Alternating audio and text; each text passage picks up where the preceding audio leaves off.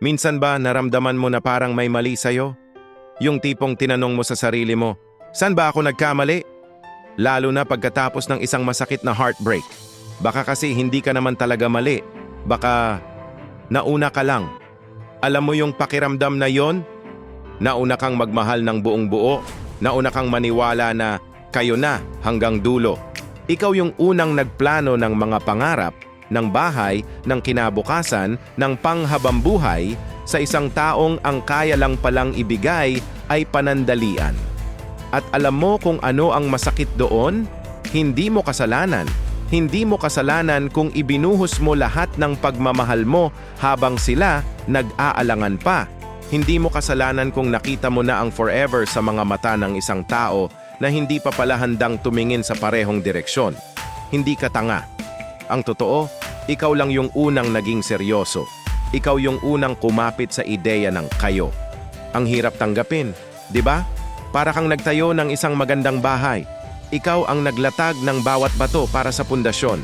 Ikaw ang nagpala ng semento, nagbuhat ng mga hollow blocks, pinagpaguran mo bawat sulok. Pero sa huli, nung nakatayo na at handa ng tirahan, iba ang binigyan ng susi. Iba ang tumira. O kaya naman, para kang isang magsasaka. Inararo mo ang lupa, inalagaan mo ang bawat butil na iyong itinanim.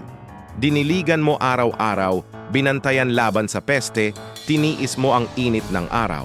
At nung namumunga na at handa ng anihin, biglang iba ang pumasok sa bukid mo at kinuha lahat ng pinaghirapan mo.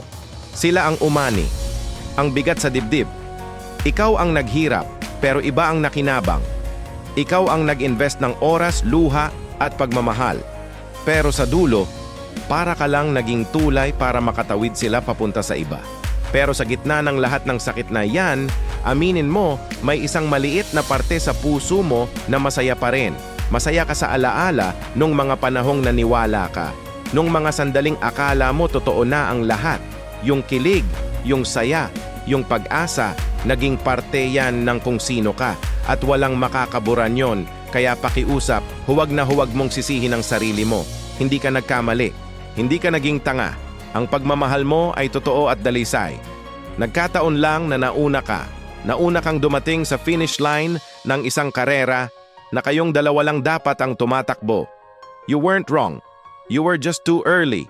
Minsan, tama naman talaga tayo, pero nasa maling panahon lang. At darating ang araw may isang taong sasalubong sa'yo. Isang taong hindi mo kailangang hintayin. Isang taong kasabay mong maniniwala, mangangarap, at magmamahal. At sa pagkakataong yon, hindi ka na mauuna o mahuhuli. Darating ka sa tamang-tamang panahon. Kung nakarelate ka sa kwento natin ngayon, i-comment mo naman yan sa baba. Gusto kong marinig ang mga pinagdaanan nyo.